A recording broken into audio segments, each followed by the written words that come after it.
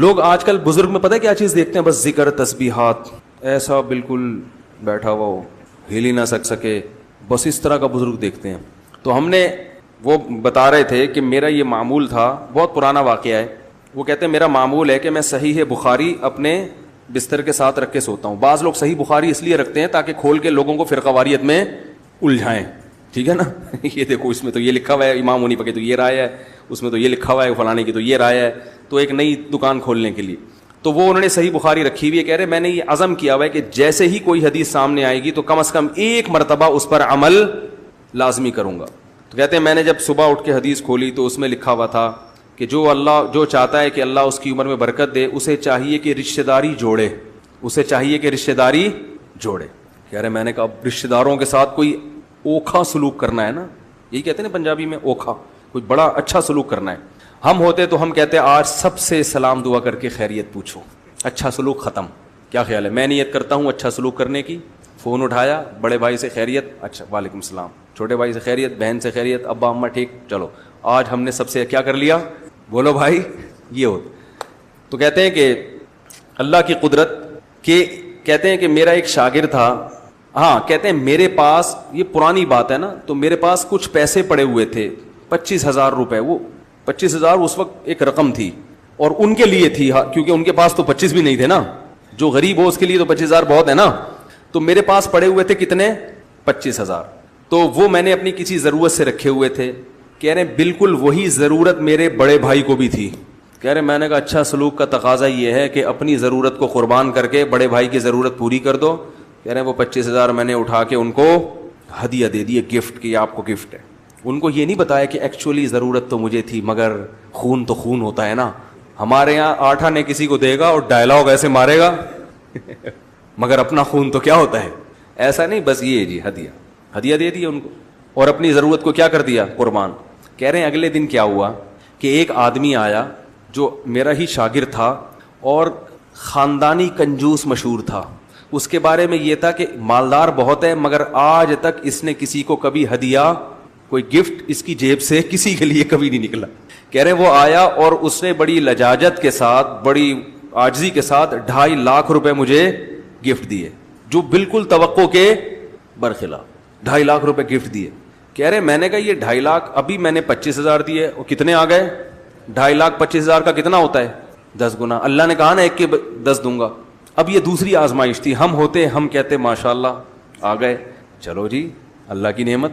کہتے میں نے کہا کہ اس کا مطلب ہے کہ اللہ کو میرا کل کا عمل بہت زیادہ پسند، تو بھائی کے ساتھ اچھا سلوک کتنا پسند آیا، لہذا یہ رشتہ داری جوڑنے کے بدلے میں یہ پیسے آئے ہیں.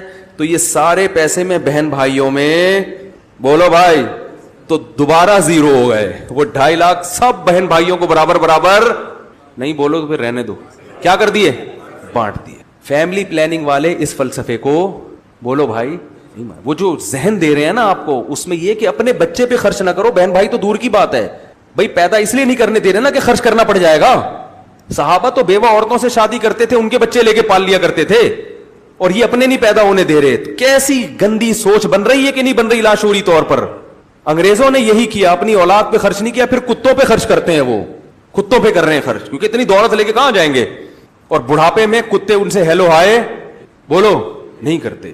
بڑھاپے میں تو انسان کو اولاد چاہیے، بیٹیاں چاہیے، بہویں چاہیے، داماد چاہیے. خیر، تو وہ انہوں نے سارے پیسے کیا کر دیے؟ پبلک میں ڈیوائڈ. تو ابھی تک زندہ ہے ماشاءاللہ، ابھی تک زندہ ہے، کھا رہے ہیں، پی رہے ہیں. تو میں نے جو میرے پہلے شیخ تھے، جو ان شیخ کے شیخ تھے، ان کو اس سے بھی زیادہ سخی دیکھا ہم نے. ان کو تو ایسا سخی دیکھا تھا کہ اللہ کی پناہ، ہم تو کبھی کبھار حیران ہوتے یار یہ کرتے کیا ہیں. وہ جتنی آمدن ان کی زمینوں کی آمدن تھی، وہ بڑے مالدار تھے، اتنے مالدار تھے کہ وہ تو بھائی ہٹو بچوں، ان کی جو زمینوں سے پیسہ آتا تھا نا، ایسے بڑی گڈیاں رکھی ہوتی تھیں، اور اس میں سے اپنے گھر کا خرچہ نکالا جو بہت معمولی سا ہوتا تھا، وہ نکال کے باقی سارا فی سبیل اللہ.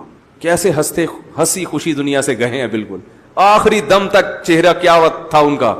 یہ اتنا، میں نہیں کہہ رہا آپ لوگ اتنی سخاوت کا مظاہرہ پلیز نہ کریں، کیونکہ ابھی ایک بیان سنا ہے، جب یہ بخار اترے گا آپ کو، پھر جب جیب میں دیکھیں گے پیسے ہی نہیں ہے تو پھر میرے سے آ جائیں گے یار وہ سنا ہے کچھ زکوٰۃ وکات بھی ہوتی ہے آپ کے پاس.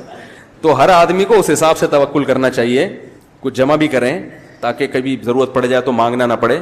تو لیکن یہ جو ذہن بنایا جا رہا ہے لادین قوتیں، یہ کنجوسی والا ذہن بنا رہی ہیں، اور اللہ کو اوپر والا ہاتھ نیچے والے ہاتھ سے زیادہ محبوب ہے. کیونکہ اللہ سخی ہے، نبی نے فرمایا اللہ سخی ہے، سخاوت کو پسند کرتا ہے، اور سخی آدمی اللہ کے بھی قریب، جنت کے بھی قریب، لوگوں کے بھی قریب. اور نبی نے فرمایا کہ جو کنجوس آدمی ہے وہ اللہ سے بھی دور اور جنت سے بھی دور، جہنم کے قریب اور لوگوں سے بھی دور.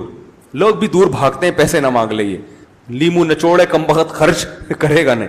اللہ تعالی ہمیں سمجھنے کی عمل کی توفیق عطا فرمائے. جب انسان اپنے ٹکڑوں پہ پلتا ہے نا تو سر اٹھا کے جیتا ہے. وہ جب کسی سے ادھار لے کے گاڑی خریدے، کسی سے بھیک مانگ کے کپڑے خریدے، کسی سے بھیک مانگ کے گھر خریدے، کسی سے بھیک مانگ کے شادی کرے، بچوں کی تعلیم کے لیے کسی سے بھیک مانگے، تو یہ ساری چیزیں جس سے بھیک مانگ کر پوری کر رہا ہے اس کے سامنے سر اٹھانے کی ہمت کرے گا کبھی؟ ہے بھائی؟ مجھے ایک بات بتاؤ، آپ کے پاس کچھ بھی نہیں تھا، پہننے کے لیے کپڑے نہیں تھے، کاروبار کے لیے پیسہ نہیں تھا، کھانے کے لیے پیسہ نہیں تھا، گھر نہیں تھا، بیوی بچے نہیں تھے، اولاد نہیں تھی، کوئی بھی کچھ بھی نہیں تھا، تو ایسی صورت میں آپ کے ہاتھ میں کیا آئے گا؟ کشکول. کیا خیال ہے؟ ہاتھ میں کیا آئے گا بھائی؟ جب جیب میں کچھ بھی نہ ہو، بلکہ جیب ہی نہ ہو، اتنی غربت ہو، تو پھر کشکول بھی بھیک مانگ کے ملے. یعنی کشکول بھی اپنا نہیں ہے، بلکہ وہ بھی کسی فقیر سے بھیک مانگنا پڑ رہا ہو کہ یار اللہ کے نام پہ کشکول دے دے تاکہ میں لوگوں سے بولو نا بھیک مانگ سکوں. اس سے بڑا کوئی بھکاری ہو سکتا ہے اس کائنات میں؟ ہے بھائی؟ بھائی اس سے بھی بڑے ہم سب بھکاری ہیں اللہ کے در کے، اس سے بھی بڑے بھکاری ہیں. سب چیزیں ہمیں بھیک میں ملی ہیں، ہمارا اپنا کچھ بھی نہیں ہے. سب سے پہلے ہم دیکھتے ہیں ہمارے باڈی کے جو پارٹس ہیں، یہ جو ہمارے سر سے لے کے پاؤں تک ہماری باڈی ہے، اس کے پارٹ سب سے قیمتی چیزیں ہیں. اگر آپ سے کوئی یہ کہے کہ 1 کروڑ روپے لے لو، اپنی آنکھیں مجھے دے دو، آپ دے دو گے اس کو؟ کہ چل یار 2 کروڑ لے لے. کسی غریب سے کہیں 2 کروڑ لے لے اور اپنی آنکھیں مجھے دے دے. چل 2 کروڑ لے لے اور سننے کی طاقت مجھے دے دے، دے دو گے آپ؟ 2 کروڑ روپے لے لے، چکھنے میں جو زبان کی جو ایک لذت ہے، جس سے میٹھے کا، کھٹے کا، ترش کا پتہ چلتا ہے، یہ زبان میں جو سینسر لگے ہوئے ہیں، یہ مجھے دے دے، دے دو گے؟ تو اللہ تعالیٰ قرآن میں کہتے ہیں الم نجعل لہ عینین، یہ آنکھیں یہ تمہیں بھیک میں ملی ہیں. الم نجعل لہ عینین، کیا ہم نے تمہاری آنکھیں نہیں بنائی ہیں؟ دیکھو سوال وہاں کیا جاتا ہے 2 وجہ سے. جب ہم کسی سے سوال پوچھتے ہیں نا، 2 وجہ سے پوچھتے ہیں. یا تو اس کا امتحان لے رہے ہوتے ہیں کہ اس کو پتہ نہیں جواب صحیح پتہ ہے یا نہیں پتہ، یا اس لیے پوچھا جاتا ہے کہ جواب تو بالکل واضح ہے، اس کے پاس انکار کا کوئی راستہ ہے نہیں. بھائی کوئی آپ سے گاڑی لے کے چل رہا ہو، آپ نے اسی سے لفٹ مانگی، یار مجھے بھی بٹھا لے وہاں تک چھوڑ دے، وہ کہے میں نہیں چھوڑ رہا، تو آپ کیا کہیں گے؟ ابے کیا یہ گاڑی میری نہیں ہے؟ کہیں گے نا. تو یہ اس سے سوال پوچھنے کے لیے نہیں، اس پہ جتلانے کے لیے. بھائی یہ تو طے شدہ ہے کہ میں نے ہی تو تجھے گاڑی دی ہے، میں کہہ رہا ہوں انڈا موڑ تک چھوڑ دے، تو مجھے نہیں چھوڑ رہا یار. تو یہاں جو قرآن نے سوال کیا الم نجعل لہ عینین، کیا ہم نے تمہاری آنکھیں نہیں بنائی، یہ امتحان کے لیے سوال نہیں ہے کہ جواب درست دو گے تو 100 نمبر ملیں گے، آدھا غلط جواب دو گے تو 0 نمبر ملیں گے. اس کو کہتے ہیں استفہام انکاری، یعنی یقیناً یہ تو ہم نے ہی بنائی ہیں، اس میں کون سی ایسی بات ہے؟ یہ خود بخود تھوڑی بنی ہے تمہیں، یا فری میں کسی نے پکڑا دی ہوں. کافر نے تو یہ بول دیا آٹومیٹیکلی خود بخود بنی ہے. دنیا میں اس سے بڑا کوئی جھوٹ ہو نہیں سکتا. یہ تو اتنی بڑی یعنی ہٹ دھرمی اور ضد کی بات ہے نا. ہمیں یاد ہے ہم جب چھوٹے بچے تھے نا تو ہمیں زمین سے ملے پیسے. اب ہمیں پتا ہے ہمارے ساتھ جو کلاس فیلو ہے اس کے 50 روپے یا 10 روپے زمین پہ گرے ہیں، ہمیں پتا ہوتا تھا بھائی زمین پہ گرے ہیں، اٹھا کے رکھ لیے جیب میں. بچے یہ حرکتیں کر رہے ہوتے ہیں، جیب میں رکھ لیے. تو وہ کہتا ہے یار یہ تو پیسے میرے ہیں. تو اگر ہم جواب میں یہ کہیں ہاں تیرے تو ہیں لیکن میں تجھے دوں گا نہیں، یہ بھی جرم ہے. کیا خیال ہے بھائی؟ تیرے پیسے ہیں مگر میں تجھے دوں گا نہیں، یہ بھی جرم ہے یا نہیں ہے؟ جرم ہے. اس سے بڑا جرم یہ ہے جو ہم کرتے تھے کھیل کود میں کہ ہمیں تو اللہ کی زمین سے ملے ہیں. بھائی ہم نے تیری جیب سے پیسے نہیں نکالے، ہمیں یہ پیسے کہاں سے ملے ہیں؟ اللہ کی زمین سے ملے ہیں. کر لو کیا کر رہے ہیں. وہ کہتا ابے بھائی اللہ کی زمین سے پیسے تو میرے. ہم کہیں زمین کس کی ہے؟ کہے گا اللہ کی. ہم نے اٹھائے کہاں سے ہیں؟ زمین سے. تو جب اللہ کی زمین سے تو اللہ تو ہم سے مطالبہ کر سکتا ہے، تو کون ہوتا ہے؟ تو یہ اس طرح سے کسی کے پیسے کھا جانا یہ زیادہ بڑا جرم ہے یا نہیں ہے؟ پہلی صورت میں آپ کم از کم مان تو رہتے ہیں ہاں بھائی تیرے ہیں، تو انکار کرنے کے نا 3 طریقے ہوتے ہیں کسی کی نعمت کا انکار کرنے کے. ایک تو یہ کہ وہ 50 روپے آپ بول دو تیرے نہیں ہیں, تو وہ کہے گا پھر کس کے ہیں, آپ بولو جمشید کے ہیں, وہ جھوٹ بول دو آپ. یہ بھی ایک طریقہ ہے. ایک طریقہ اس سے بھی بڑا جرم ہے کہ تیرے نہیں ہیں پھر کسی کے بھی نہیں ہیں. یہ زیادہ بڑا جرم ہے بھائی, پیسہ کسی نہ کسی کا تو ہوگا نا, یہ تم کیسی بات کر رہے ہو کہ کسی کے بھی نہیں ہے, خود بخود بس یہ ایویں ہی ہے, ہوا میں اڑ کے آ گئے. تیسرا طریقہ اس سے بھی بڑا جرم ہے کہ نہ تیرے ہیں نہ جمشید کے ہیں نہ کسی اور کے ہیں, اللہ کے ہیں.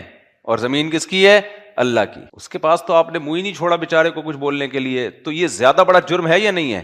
تو آپ کو غصہ اس والے جرم پہ زیادہ آئے گا بشرطے کہ وہ 50 روپے آپ کے کسی نے پکڑے ہوئے ہوں. لیکن اگر آپ نے پکڑ لیے تو آپ کے پاس بہترین بہانہ ہے. تو اس طرح یاد رکھو, کافر جو خدا کی نعمتوں کا انکار کرتا ہے نا, انکار کرنے کا ایک طریقہ تو یہ ہے کہ وہ یہ کہہ دے کہ یہ سب کچھ میں نے اپنی محنت سے کمایا ہے. یہ بھی گھٹیا طریقہ ہے بھائی. تو نے اگر اپنی محنت سے کمایا ہے تو تجھ میں محنت کی صلاحیت کس نے دی تھی؟ لیکن اس سے بھی بڑا طریقہ یہ ہے کہ اللہ کہہ رہا ہے الم نجعل لہ عینین, کیا میں نے تمہیں یہ آنکھیں نہیں دیں؟ اور آپ جواب میں کہو نہیں تو نے نہیں دی, یہ خود بخود آٹومیٹیکلی میری کھوپڑی میں آ کے فٹ ہو گئی ہیں, خود بخود بنی ہیں, ایوالو ہو کے وجود میں آئی ہیں, ارتقا ہوا ہے بھائی. ایک سیل بنا تھا, ہوتے ہوتے آنکھیں ناک کان دل دماغ جگر سب بن گیا کروڑوں سال میں. خدا کی قسم یہ اس سے بڑا جرم ہے جو ہم کہتے ہیں نا اللہ کی زمین سے ملی ہے. وہاں پھر بھی کوئی تعویل بنتی ہے کہ بھائی زمین بھی اللہ کی اور ملے بھی ہمیں زمین سے ہیں. یہ جو کافر نے جرم کیا ہے نا خدا کے انکار کے لیے, خدا کے احسانات سے انکار کے لیے, ناشکری پن کی یہ انتہا ہے کہ یہ کہہ دینا کہ یہ خود بخود بنے. کیونکہ اگر ہم مانتے ہیں کہ یہ آنکھیں خود بخود نہیں بن سکتی تو سوال پیدا ہوتا ہے نا کہ پھر کس نے دی ہیں, یہ سوال پیدا ہوتا ہے کہ نہیں ہوتا؟ تو کافر نے کہا یہ سوچو کہ کس نے دی ہیں, پھر اس کے بارے میں تحقیق کرو, پھر اس پر ایمان لے کر آؤ, پھر اس کے پیغمبروں کو مانو, پھر اس کی کتابوں پر عمل کرو. یہ بڑا لمبا چوڑا حساب کتاب ہے. مکر جاؤ, بولو ہمیں تو اللہ کی زمین سے ملا ہے. صحیح ہے نا, کہاں سے ملے ہیں؟ بولے یہ آنکھیں تو خود بخود بنی ہیں, یہ انگلیاں خود بخود بنی ہیں, یہ گھٹنے خود بخود ایڈجسٹ ہوئے ہیں, یہ معدہ خود بخود, یہ دل جو پمپنگ کر رہا ہے بلڈ کو یہ آٹومیٹیکلی کروڑوں سال میں. اس لیے اللہ ڈارون کو نہیں چھوڑے گا, اللہ ان سائنسدانوں کو نہیں چھوڑے گا جنہوں نے سائنس کی بیس پہ خدا کا انکار کیا. اللہ کہے گا آنے دو, تمتعوا فإن مصيركم إلى النار, اڑا لو مزے, آنا تم نے آگ کی طرف, یہ نہیں چھوڑوں گا میں. کیونکہ اس میں غصہ اس کو آئے گا جب آپ نے 50 روپے اٹھائے نا غفار کی جیب سے, یا غفار کے پیسے تھے, تو آپ کہہ دیتے یہ جمشید کا ہے, تو غفار کو غصہ آتا کم آتا, وہ تحقیق میں لگ جاتا کہ نہیں یہ میرے ہیں, دیکھو جمشید تو یہاں تھا ہی نہیں. لیکن آپ نے ایک دم بول دیا مجھے تو اللہ کی زمین سے ملے. اس پہ ہمیں یاد ہے, ہمیں اتنا غصہ آتا تھا نا ہمارے جب کوئی پیسے اٹھاتا تھا, بولتا تھا میرے ہیں. بھائی تیرے کیسے ہیں؟ ہماری اماں نے ہمیں دیے تھے بھائی جیب خرچی کے لیے. اسکول میں جاتے ہیں نا تو پہلے گولے گنڈے کے لیے پیسے ملا کرتے تھے بھائی. جب ہم اسکول جایا کہ اب گولے گنڈے کا عربی میں بھی ترجمہ ہو رہا ہے نا, تبلیغ والے بیٹھے میں تو وہ عربی میں بھی ترجمہ ہو رہا ہے بیان کا. انہوں نے کہا تو ان کو گولے گنڈے کا ترجمہ نہیں ہو سکتا, انڈین پوچھ رہے ہوتے ہیں گولا گنڈا کیا ہوتا ہے. تو یہ وہ چیز ہے جو کھلا کے پتہ چلتی ہے کہ یہ ہوتا کیا ہے. تو ہمیں گھر سے پیسے ملا کرتے تھے گولے گنڈے کے لیے, گولے گنڈے کے. تو گولے گنڈے میں اب یا چنے چاٹ ہوتے تھے بڑے مزے کے, تو وہ پیسے گر گئے, کسی نے اٹھا کے جیب میں رکھ لیے. کتنا غصہ آئے گا کہ نہیں آئے گا؟ دل چاہتا تھا اس کو منہ توڑ دیں یار.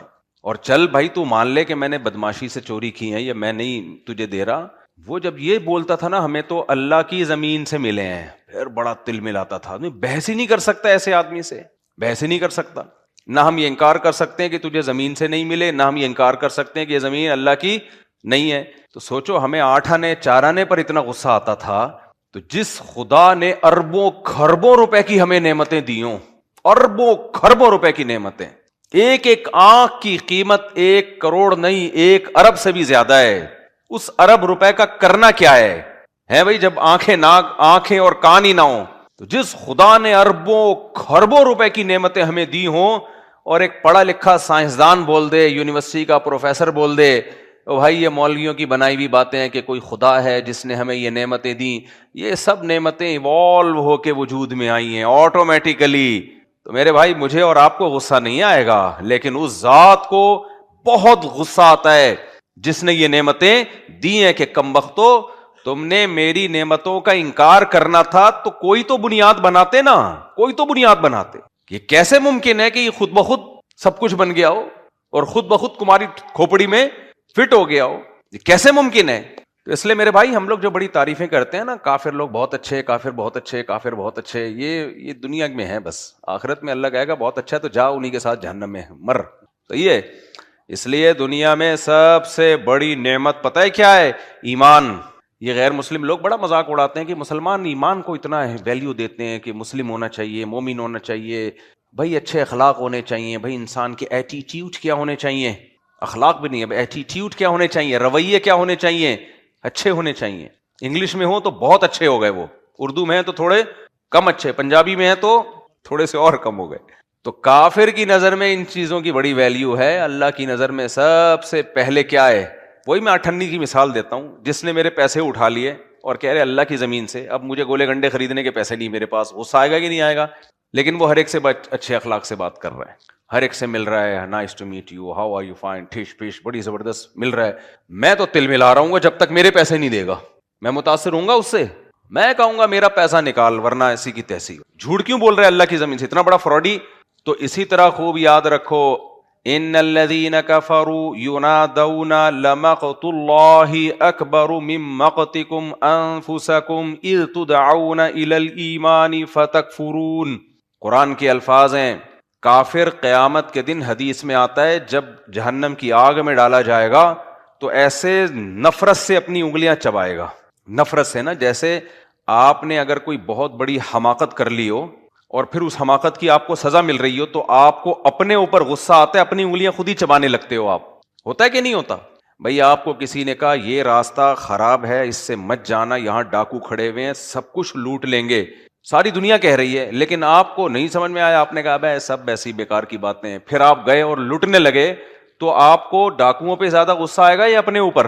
بولو. اپنے اوپر آئے گا کہ یار ساری دنیا جب کہہ رہی تھی تو مجھے کیا ضرورت تھی اس راستے سے جانے کی، میں تھوڑا سا یوں گھوم کے چلا جاتا. تو غصہ کس پر آئے گا؟ آپ نے بہت دفعہ دیکھا ہوگا نا، لوگ اپنے آپ کو کوٹ رہے ہوتے ہیں، بہت دفعہ دیکھا ہوگا، کوٹ رہے ہوتے ہیں اپنے آپ کو، غصے میں اپنے آپ کو گالیاں دے رہے ہوتے ہیں، اپنے آپ کو برا بلا کہہ رہے ہوتے ہیں. تو قرآن کہتا ہے جو کافر، جو خدا کے منکر ہیں، وہ جب جہنم کی آگ میں جلیں گے، اللہ ہم سب کو اس آگ سے بچائے، تو وہ غصے سے اپنی انگلیاں چبائیں گے. غضبناک کس پر ہوں گے؟ وہ اپنے اوپر. تو اللہ ان سے کہے گا ان الذین کفروا ینادون، اللہ ان سے کیا کہے گا؟ لمقت اللہ اکبر من مقتکم انفسکم. آج تمہیں اپنے اوپر جتنا غصہ آ رہا ہے، جب تمہیں اللہ کی طرف ایمان لانے کی طرف بلایا جاتا تھا نا کہ اپنے خدا کو پہچانو، جس نے تمہیں آنکھیں دی، جس نے تمہیں کان کی نعمت دی، جس نے تمہیں رزق آسمانوں سے روزی برسائی، وَآتَاكُم مِّن كُلِّ مَا سَأَلْتُمُوهُ، جو تمہاری ضرورتیں تھی ساری اس نے پوری کی ہیں. اس رب پہ ایمان لے کر آؤ، اس کی دعوت پر لبیک کہو، تو تم انکار کرتے تھے.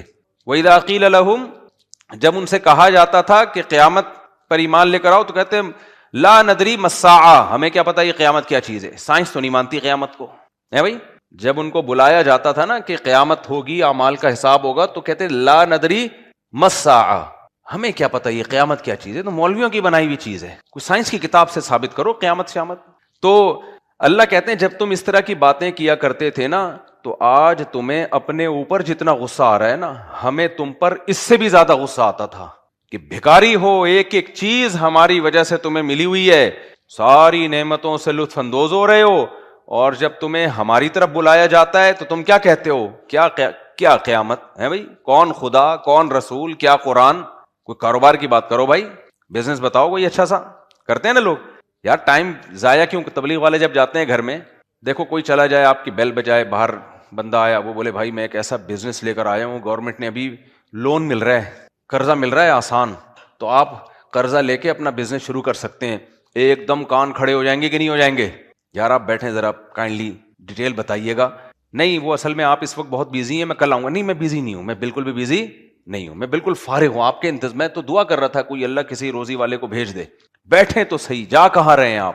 ہماری مسجد میں نے واقعہ نہیں سنا، یا ایک صاحب تھے وہ آ کے مسجد میں انہوں نے پنکھا لگا دیا، یہ کر دیا، کلر کر دیا، تو لوگوں میں مشہور ہو گیا یار یہ بندہ تو فری پھوکٹ میں بہت کام کر رہا ہے مسجد کے نا، تو بڑا مالدار ہوگا، بڑا مالدار آدمی ہوگا.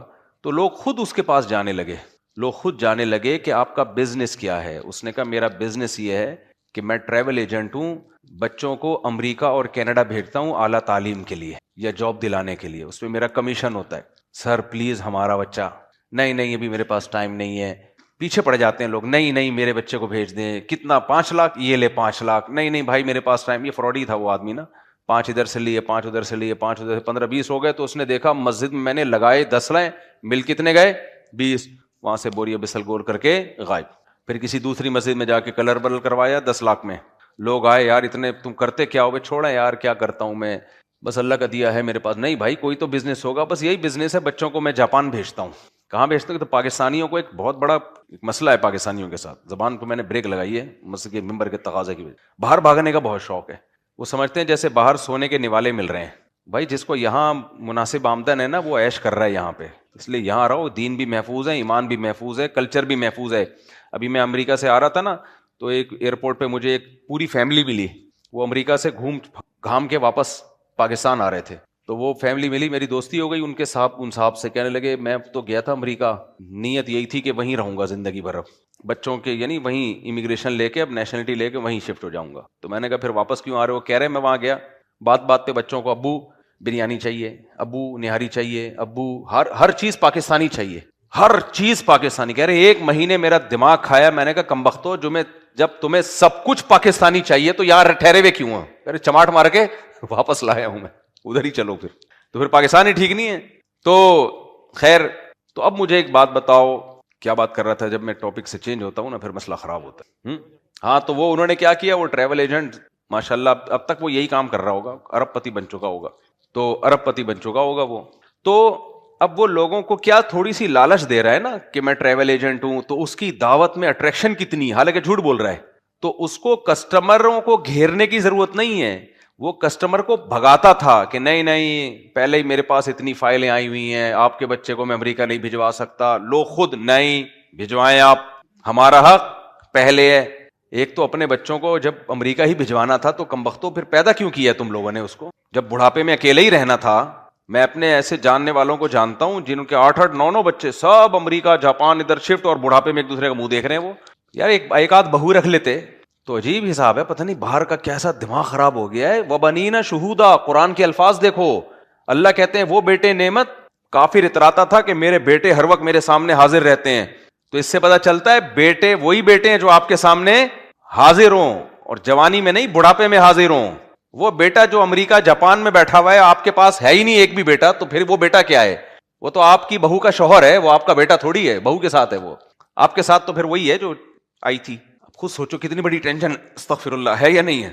جس سے شادی ہوئی تھی بڑھاپے میں وہی آپ کے ساتھ ہے, یعنی اس کے لیے ٹینشن کی بات کر رہا ہوں. خواتین غلط سمجھ رہی ہیں, جس سے شادی ہوئی تھی وہی آپ کے ساتھ ہے, باقی سب چلے گئے. کیا فائدہ بھائی, تو مزے والی زندگی نہیں ہے. وہ بھی ہو اولاد بھی ہو, تو اس لیے بچے زیادہ بھی پیدا کیا کریں, اور اس پیر میں اتنے رکھیں کہ ایک آدھ اگر باہر جاتا ہے تو بھائی ایک آدھ اگر باہر جاتا ہے تو اتنے ہونا اس پیر میں کہ کمانے کے لیے اگر کوئی باہر گیا ہے تو ادھر بھی تو ہو کوئی.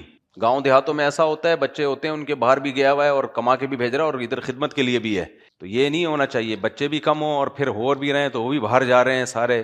اپنے آپ کو عذاب میں مت ڈالو, اللہ پہ توکل کرنا سیکھو. اللہ یہاں بھی روزی دے دیتا ہے, یہاں بھی اللہ بہت نواز دیتا ہے جس کو نوازنا ہوتا ہے. جو نہیں نوازنا ہوتا وہاں جا کے بھی وہ بیچارے گھاس کھا رہے ہوتے ہیں, اور وہاں بھی وہی لوگ زیادہ پنپ پاتے ہیں جن میں کوئی قابلیت ہو, کوئی ڈاکٹر ہو, کوئی انجینئر ہے, کوئی سائنٹسٹ ہے تو کچھ کر لے گا, ورنہ جا کے بیچارہ کیا کرے گا وہاں پہ.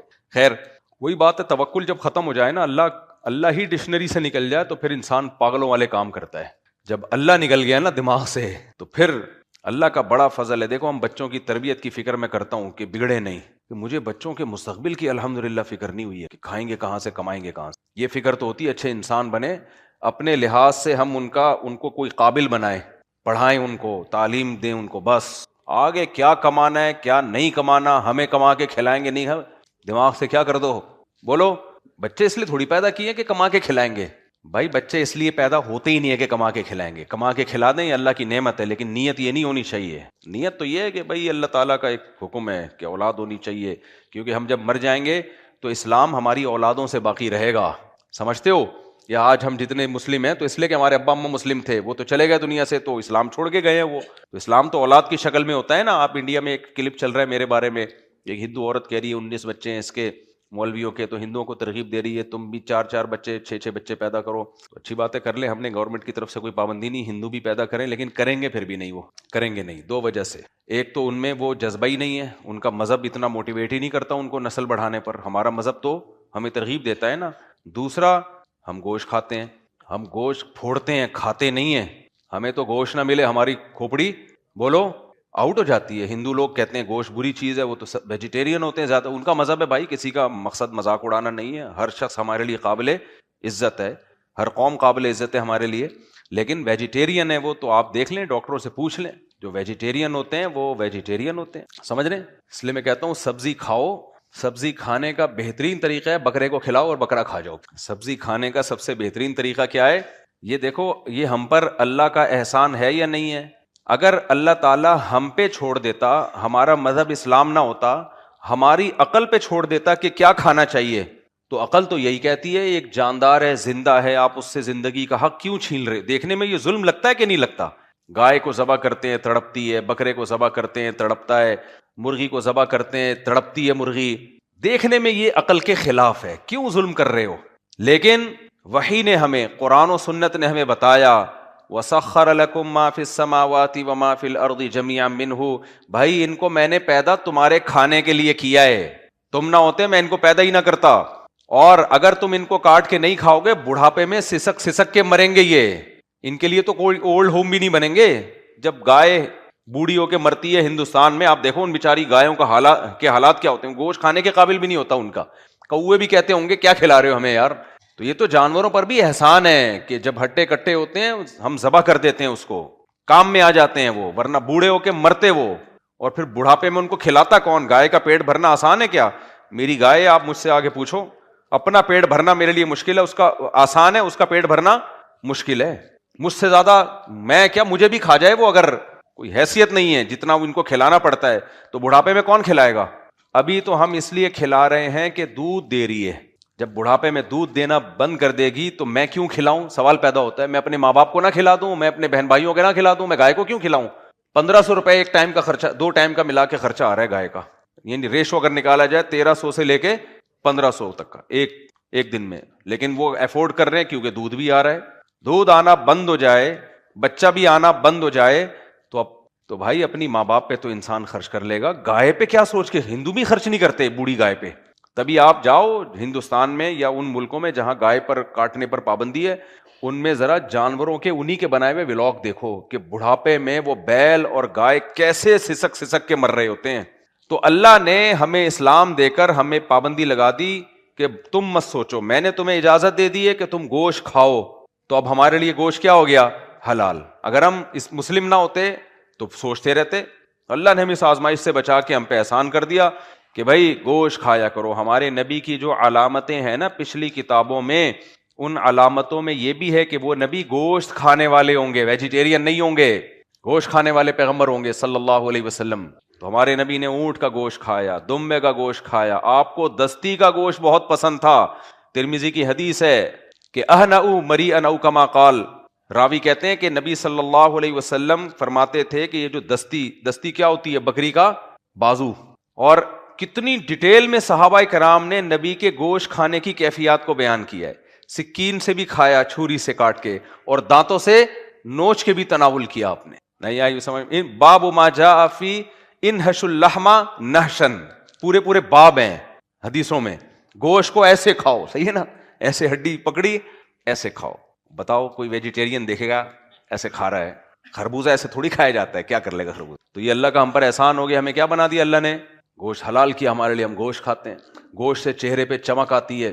ابھی میں گوشت کے فضائل پھر بقرعید آئے گی تو پھر تفصیل سے آپ کو بتاؤں گا. ابھی فی الحال بیان کو ہم فوکس کرتے ہیں کیونکہ پتہ نہیں آپ کے گھر میں دال پکی بھی ہوگی تو پھر آپ مجھے گالیاں دو گے کیا خیال ہے؟ تو پھر آپ مجھے برا بھلا کہو گے کہ یار.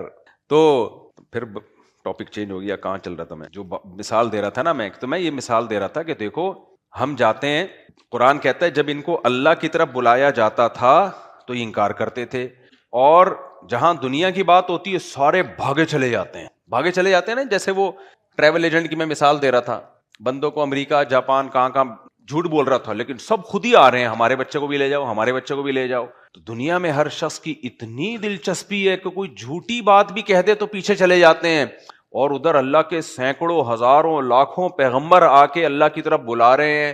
سب کی دعوت ایک ہے, ایک ہی دعوت ہے, ففروا الی اللہ, اللہ کی طرف لوٹ آؤ, اس پر ایمان لے کر آؤ. سب ایک دعوت, لیکن آپ انکار کر رہے ہو, آپ کے پاس ٹائم نہیں ہے اس دعوت کو سننے کے لیے. تو چلو ٹھیک ہے آپ انکار کر دیتے, لیکن بھکاری پر انکار اچھا نہیں لگتا, پھر اس کی نعمتوں سے لطف اندوز نہ ہوتے ہیں نا. آپ کہتے ہیں میں خدا کو مانتا ہوں نہیں تو خدا کی دی ہوئی آنکھوں سے میں دیکھوں کیوں, میں خدا کو مانتا نہیں ہوں تو میں خدا کے دیے ہوئے کانوں سے سنوں کیوں, میں خدا کو مانتا نہیں ہوں خدا کی دی ہوئی نعمتوں سے مزے کیوں اڑاؤں. بالکل اس کی مثال ہے, گاڑی آپ نے کسی کو بھیک میں دی, وہ کہہ رہا ہے مجھے وہاں تک چھوڑ دو, آپ کو میں مانتا نہیں ہوں, ہے بھائی, وہ کہہ کہ پھر یہ گاڑی تو نے خود خریدی ہے, نہیں میں نے خود تو نہیں خریدی. جمشید نے دی ہے, نہیں بھائی جمشید نے بھی دی ہے, نہیں دی ہے. تو نہ تو نے خود خریدی ہے نہ کسی نے دی ہے, تو بھائی مان لینا میں نے دی ہے, میرے پاس گواہ بھی ہیں, میرے پاس ثبوت بھی ہیں. اتنا تو مان لیا نا کہ تیری نہیں ہے, تو نے خود نہیں بنایا, تو چھوڑ دے اس گاڑی سے, دستبردار ہو جا. پھر نہیں, مزے بھی اڑا رہا ہے اور دینے والے کا انکار بھی کر رہا ہے. یہ چھوٹا جرم نہیں ہے, ناشکری کی اس سے بدترین کوئی مثال مل نہیں سکتی ہے. مولوی تمیز الدین رحمت اللہ علیہ ایک عظیم شخصیت تھے. کہتے ہیں میں پھینکتا رہا, فلاں سن میں پیدا ہوئے, پھر پاکستان کے لیے انہوں نے یہ کوششیں کی, پھر یہ ہوا, پھر قائد اعظم سے ملاقاتیں, 2-3 صفوں کا پورا ایک اچھا بھلا مضمون ٹھوک کے آ گئے, پورے نمبر ملے. کیونکہ سندھ حکومت ہے, آپ کو پتا ہے تعلیم کا یہاں ایسا خوبصورت نظام ہے, بالش کے حساب سے نمبر ملتے ہیں. کتنے؟ بالش کے حساب سے. پنجاب میں ہوتا تو شاید پکڑا جاتا, لیکن سندھ میں ایسی چیزیں نہیں پکڑی جاتی. میں نے کہا تم نے سندھ میں امتحانات دیے, تمہارے پورے نمبر بنتے ہیں, اس لیے بنتے ہیں کہ تمہیں لکھنا تو آتا ہے نا. یہ بھی ایک کمال ہے نا کہ فرضی کہانی بھی بنانا آسان تھوڑی ہوتا ہے, کیونکہ جن لوگوں کو نمبر مل رہے ہیں ان کو لکھنا بھی نہیں آتا ہے. تو اس لیے یہ کمال ہے بھائی, میں تو اس کو کہتا ہوں بالکل آپ کی حلال جاب ہے, ٹھیک ہے, آپ کو نمبر جو ملے ہیں. تو جب بھی وہ یہ میں کوئی واقعہ سنا رہا ہوتا نا, تو اب دیکھو مولوی تمیز الدین رحمت اللہ علیہ پہ پورا مضمون لکھ دیا. کیوں اسلامیات کو جو چیک کرنے والا, جو بھی ایگزامینر تھا, جو پیپر کو چیک کرنے والا یا ہسٹری کے پیپر کو چیک کرنے والا, اس کو یہ بھی نہیں پتا تھا. تو اس نے بولا کہ یار کچھ لکھا ہے, کچھ تو ہوگا نا, اور زیادہ نمبر اس لیے دیے کہ اس کے پاس جو نالج ہے وہ میرے پاس نہیں ہے. تو یہیں رہتے ہیں, ادھر ہی نماز پڑھنے بھی آتے ہیں جن کا یہ واقعہ ہے. تو خیر, تو اس لیے کچھ اسکالرز ایسے ہیں باقاعدہ کسی مدرسے سے پڑھے نہیں ہیں, نہ عربی فقہ, نہ انہوں نے عربی گرامر پڑھی ہے, نہ انہوں نے اصول حدیث پڑھا, نہ حدیث پڑھی, نہ انہوں نے اصول فقہ پڑھا, نہ انہوں نے عربی ادب پڑھی, نہ عربی گرامر پڑھی, کچھ بھی نہیں. چند کتابیں اردو کی یہاں سے پڑھ لی, چند کتابیں وہاں سے پڑھ لی, کچھ باہر کے اسکالرس کو پڑھ کے ایک چوچو کا مربع بن کے پھر مارکیٹ میں آ کے جو لمبی لمبی وہ باتیں کر رہے ہوتے ہیں, تھوڑی سی انگلش ٹھش پش مار رہے ہوتے ہیں. لوگ کہتے ہیں علوم, علم نہیں. کیا کریں یار, روحانی عامل ذہن میں آ جاتے ہیں میرے. روحانی عاملوں سے بھی لوگ اس لیے متاثر ہیں, اس لیے کہ لوگ کہتے ہیں ہمارے پاس تو یہ روحانی علم ہے نہیں, جنات چڑیل بھوت کا تو ہمیں کچھ پتہ ہی نہیں ہے. تو اب کوئی بھی شخص آ کے کچھ اس طرح کی باتیں شروع کر دے, حصار ہوتا ہے, حمزاد ہوتے ہیں, موکل ہوتے ہیں, اور یہ اثرات ہوتے ہیں, پھر اس کے حصار کھینچا جاتا ہے, تو لوگ کہتے ہیں یار علم نہیں ہے, کیا ہے علوم. بھائی پھینک رہا ہے, کچھ بھی نہیں ہے اس کے پاس. تو پوری دنیا اسی سے دھندا چل رہا ہے دنیا کا, پھینکتے جاؤ اور ادھر بیٹھ کے لپیٹتے جاؤ. ڈاکٹروں کا بھی یہی ہے, پڑھے لکھے ڈاکٹر کو لوگ نہیں پوچھتے. جو ڈاکٹر نہیں ہوگا وہ میڈیکل سائنس کی بات کرے گا, مارکیٹ میں چل جائے گا وہ. اچھا, کچھ اسکالرز ایسے بھی ہیں مذہبی جو سائنس کی باتیں کر رہے ہیں میڈیا پہ آ کے, حالانکہ ان کو سائنس کا کچھ بھی پتا نہیں ہے. یعنی وہ سائنسدان نہیں مانتے ان باتوں کو, لیکن چونکہ جس نے سائنس بالکل بھی نہیں پڑھی وہ کہہ رہا ہوتا ہے یار پتہ نہیں کیا علوم لے کر آیا مارکیٹ میں یہ. تو ایک اصول ہمیشہ یاد رکھو, اسلام کسی ایک شخص پہ یا 2-4 شخصوں پہ ڈیپینڈ نہیں کر سکتا, یہ ذہن میں رکھو. اگر کسی بھی اسکالر کو سن کے ایسا لگ رہا ہے یہ ٹھیک ہے باقی غلط ہیں, تو سمجھ لو یہ غلط ہے, باقی کیا ہیں ٹھیک ہے. اسلام ہے بھائی, نبی صلی اللہ علیہ وسلم آخری نبی ہیں, تو 2-4 لوگوں کے کندھے پہ اللہ تھوڑی ذمہ داری ڈالے گا کہ وہ اسلام کو بچائیں, 2-4 لوگوں کے کندھے پہ تھوڑی ذمہ داری ڈلے گی. تو کچھ اسکالر کو سن کے آدمی کو ایسا نیگیٹو ذہن بنتا ہے, ایسا نیگیٹو ذہن بنتا ہے. ایک تو اس کا خیال کرو, دوسرا اس کا خیال کیا کرو ہمیشہ, نوجوان طبقے کی عادت ہوتی ہے وہ منفی بات کو جلدی لیتا ہے, مثبت بات کو نہیں لیتا, مثبت بات کو نہیں لیتا. یہ نوجوانوں کی ایک عادت ہوتی ہے, اور ہمارے ملک میں یہ تھوڑی زیادہ ہے. مثال کے طور پر اگر کوئی یہ دعویٰ کرے کہ سارے مولوی ٹھیک ہیں یا سب لوگ ٹھیک ہیں, یہ دعویٰ چلے گا؟ نہیں چلے گا, اور غلط بھی ہے, سارے ٹھیک نہیں ہوتے. لیکن اگر یہ کہتے ہیں یہ سارے غلط ہیں, یہ پھر بھی اس نظریے کو بہت سے ووٹ مل جائیں گے, اس نظریے کو بہت سے ووٹ بولو مل جائیں گے, کیونکہ بات منفیت کی ہو رہی ہے نا. حالانکہ یہ بھی غلط ہے کہ سارے غلط ہیں, یہ بھی غلط ہے کہ سارے صحیح ہیں, یہ بھی غلط ہے کہ سارے غلط ہیں. لیکن جب آپ ووٹنگ کرواؤ گے تو یہ کہنا کہ سارے صحیح ہیں, اس نظریے کو تو ایک ووٹ بھی نہیں ملے گا.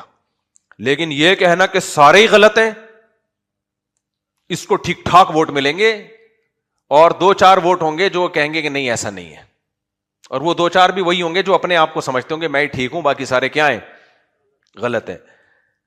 تو یہ نوجوانوں کی اور خاص طور پر ہمارے ملک کی سوچ ہے کہ منفیت کیا ہے, وہ مارکیٹ میں زیادہ چلتی ہے. تو یہ غلط ہے. اسلام تو اس کی ہمیں ترغیب نہیں دیتا میرے بھائی. قرآن سنت اٹھا کے دیکھو, مسلمانوں کے بارے میں حدیث میں آتا ہے میری امت حق پر غالب رہے گی. تو غلبہ کمزور کو ہوتا ہے, طاقتور کو ہوتا ہے, طاقتور کو ہوتا ہے. تو امت کی بہت بڑا طبقہ حق پر رہے گا, آج بھی ہے. ہمارے حضرت مفتی رشید احمد صاحب کے پاس ایک شخص آیا اور کہنے لگا حضرت اتنے حالات خراب ہیں, یہ بے حیائی پھیل گئی, یہ فلانا یہ ہو گیا, جیسے ہوتے ہیں نا بیچارے لوگ آ رہے ہوتے ہیں, یہ ہو گیا, کرپشن ہے, فلانا ہے, ڈمکانا, اتنی حضرت نے. ہمارے حضرت تھے اسٹریٹ فارورڈ نا, منہ پہ بالکل پورے تمیز سے جا کے جواب چپکا دیا کرتے تھے. لا یخافون فی اللہ لومۃ لائم, کسی کی پرواہ نہیں ہوتی تھی حضرت کو. تو انہوں نے فرمایا اتنے سارے اچھے کام بھی تو ہو رہے ہیں, یہ بھی ہو رہا ہے, یہ بھی ہو رہا ہے, فلانا بھی ہو رہا ہے, فلانا بھی. جاؤ مدنی مسجد جا کے دیکھو, جمعرات کو بھری بھی ہوتی ہے, اتنے نمازی ہوتے ہیں. اچھا جو منفی ہوتا ہے نا, کھوپڑی جس کی منفی ہی چل رہی ہوتی ہے, وہ اس کو بھی نیگیٹو لے کے جاتا ہے. مدنی مسجد بھری ہوئی ہے, مسجدیں بھری ہوئی ہیں, کرپشن نہیں ختم ہو رہی. یعنی مطلب یہ ہے کہ کرپشن نہیں ختم ہو رہی تو مسجدیں بھی خالی ہو جائیں. اب جو اچھا ہو رہا ہے وہ تو اچھا مان لینا یار, مسجدیں بھری ہوئی ہیں اور سارے کرپٹ تھوڑی ہیں. ابھی دیکھو ماشاءاللہ یونیورسٹی سے آئے ہیں, کون سے وہ بیکن ہاؤس میں پڑا ہوا بندے کا آپ حلیہ دیکھو یار, ان کو یہاں ہونا چاہیے تھا. ان کی حلیہ سے لگ رہا ہے کہ نہیں لگ رہا؟ بیکن ہاؤس پتہ ہے کتنا ماڈرن ماحول ہے وہاں کا, کیا کچھ نہیں پڑھا رہے وہ, کیا کچھ نہیں سکھا رہے, جو ماحول بنا رہے ہیں.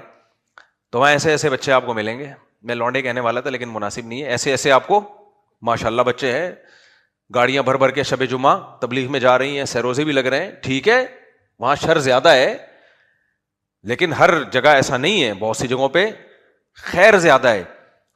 تو انسانی سوچ یہ ہے کہ وہ منفی چیز کو زیادہ لیتا ہے, منفی چیز کو زیادہ لیتا ہے. صرف اس کے بارے میں منفی سننا پسند نہیں کرتا جس سے آپ کو محبت ہو بس. تبھی مولانا شریف تھانوی فرمایا کرتے تھے عقیدت نہیں محبت ضروری ہے. سمجھ رہے ہو؟ جو اہل اللہ یا بزرگان دین ہیں جو واقعی دین کا کام کر رہے ہیں, اس سے عقیدت نہیں, عقیدت مارکیٹ سے 2 منٹ میں شارٹ ہوتی ہے. محبت ضروری ہے. محبت میں کیا فرق ہوتا ہے؟ محبت میں یہ ہوتا ہے کہ آپ کو اچھا نہیں لگتا اس کے خلاف سنیں, آپ اچھا نہیں لگتا آپ کو. جیسے جمشید کا بیٹا ہے, کوئی آپ کو آ کے بتایا, آپ کے پڑوس میں جمشید رہتا تھا, کسی نے آ کے بتایا جمشید کا بیٹا چرس پی رہا تھا. ویسے جمشید دیکھو کتنا نیک بنا پھرتا ہے, آپ کو دل میں خوشی ہوگی, یار ہم تو جمشید کو بڑا نیک سمجھتے تھے, اس کے بچے کیا کر رہے ہیں. حالانکہ جمشید تھوڑی پی رہا ہے بھائی, اس کا بچہ پی رہا ہے نا. نوح علیہ السلام اللہ کے پیغمبر تھے, بیٹا کافر, لیکن پھر بھی ایک خوشی ہوگی, کیونکہ منفی زیادہ دماغ چلتا ہے کہ اچھا ذلیل ہو جائے دنیا میں. اور جتنا مشہور آدمی ہوگا, جتنا نیک ہوگا, اس کی بری خبر تو مزے لے لے کے, چسکے لے لے کے لوگ پھیلاتے ہیں. دیکھو نا عزیز مصر کی بیوی جو تھی وہ عاشق ہو گئی یوسف علیہ السلام پہ نا, جو ان کے گھر میں ایک خادم کی حیثیت سے تھے. تو بات محل میں دب گئی. بادشاہ نے کہا بھائی میرے گھر کی عزت کا مسئلہ ہے, مٹی پاؤ. یوسف اعرض عن ھذا, یوسف چل جانے دے یار, ٹھیک ہے میری بیوی کی غلطی ہے, جان دے یار. وہ چاہ رہا تھا کہ میری عزت کا جنازہ نکل جائے گا بھائی, میری گھر کی بات گھر سے باہر نکل گئی تو مارکیٹ میں میری 2 ٹکے کی عزت نہیں رہے گی کہ میری بیوی ہو کے عاشق کسی اور پہ ہو رہی ہے. اب وہ سزا بھی نہیں دے سکتا تھا نہ بیوی کو. بعض جرائم ایسے ہوتے ہیں اس میں کسی کو سزا ہی نہیں دی جا سکتی.